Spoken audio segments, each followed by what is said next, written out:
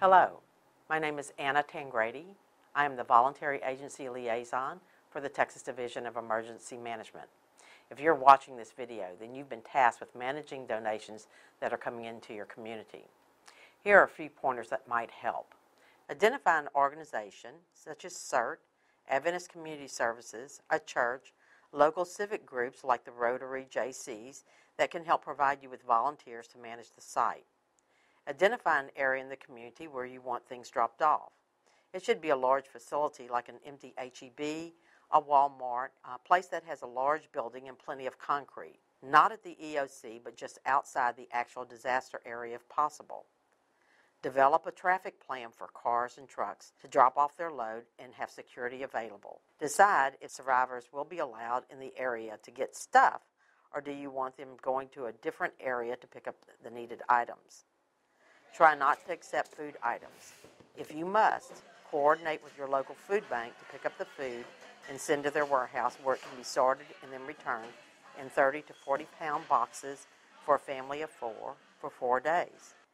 Get volunteers from the Volunteer Reception Center as they show up. If no volunteers, utilize city, county workers, civic organizations, or private company employees, whomever you can find to help. Have volunteers sort or place in 18-wheelers. Need to have sturdy boxes to put into the 18-wheelers. If no boxes, ask the city or county to order some for you, along with rolls of tape, shrink wrap, and pallets from a local company. A warehouse is used to sort and palletize donations to be provided to volunteer groups working the disaster and to points of distribution. You can call the Adventist Community Services at 301-680-6438 to help manage the warehouse. Some of the supplies you will need for the warehouse will include at least 100,000 square feet with a loading dock to accommodate 2 semi-trucks and plenty of room to drop off and turn around for 18-wheelers. If it's a really large disaster, you will need 200,000 square feet. You should have good ventilation or air conditioning. Consider safety for your warehouse workers. You will need a forklift, several of them, gas or electric. Boxes, medium and large, they're called 4x4x4 reinforced sides. Pallet jacks, shrink wrap, tape, dumpsters with service, work gloves all sizes, mask, office supplies, 5 computers, 2 to 3 printers, copiers, and faxes. 5 phone lines are utilized your cell phones. 10 6-foot tables for sorting. 30 to 50 chairs. Volunteer break room with refrigerator, tables, and chairs, and you can get snacks from the food bank. Bathrooms or porta potties and wash stations. Get volunteers from either the Volunteer Reception Center, which we call a VRC, or contact One Star Foundation and ask for Emily Steinberg at 512-287-2008, and she can provide you with AmeriCorps volunteers. If it's really big and FEMA is there, you can get FEMA Corps members to help sort, palletize, etc. Let the VRC know daily how many volunteers you need for the next day or week. Distribution is to the volunteer groups working the disaster or to a point of distribution.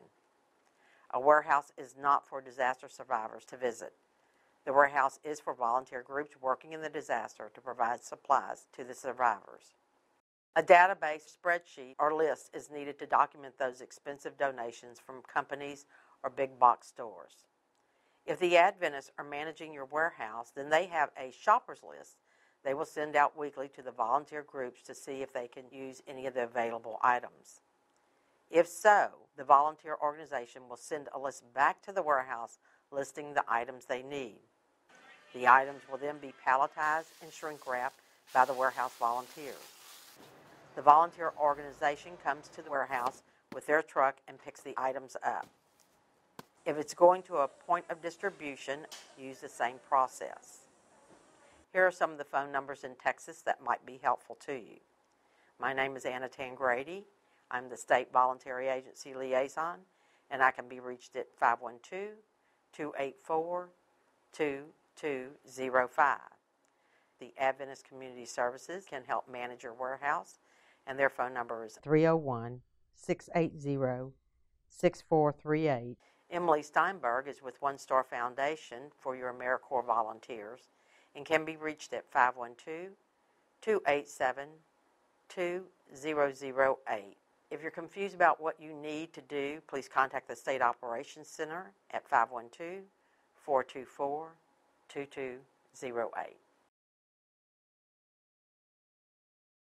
Right now you're looking at the donations process. You'll see that there's a donations drop-off station. All of those supplies get sent over to the multi-agency warehouse, which we call a MOM. They are sorted and repackaged for VOAD use. Those are the voluntary organizations active in disaster.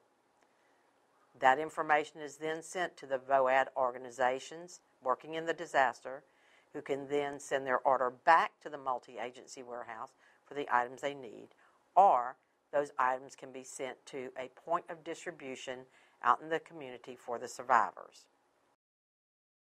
Let's talk about the elephant in the room, and that's monetary donations. Please have a plan before your disaster. If you don't, here are some pointers that you might want to consider. Have a public service announcement for your judge or mayor to tell the public where the money should go. A designated group should be identified and agreed upon in advance and referred to as the designated recipient for all monetary donations. Determine how the money will be spent. A suggestion is 25% up front on initial needs and 75% to help repair and rebuild and any other needs of individuals. When things move into the recovery phase, the long-term recovery group should coordinate with the designated recipient on how the money will be spent and an appeals process put in place. Here are some of the things that you might want to consider when you close out your donations management program. Provide a final report of warehouse donations, a final report of monetary donations. Provide a list of items to long-term recovery and transfer them to the long-term recovery group.